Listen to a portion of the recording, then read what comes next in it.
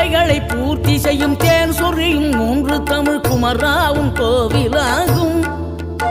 தினம் தேடி வரும் பக்தர்களின் தெளிவான முதிர்ந்த மனம் குருகாவும் மயிலுமாகும். வேடனூறு கொண்டு பெருவேங்கை மரமாகி நின்ற வென்றீர் அணிந்த முருகன், நீ வாடுகின்ற உள்ளமதில் வற்றாது அருள் சேர்க்கும் வானோர்கள் போற்றும் தலைவன்.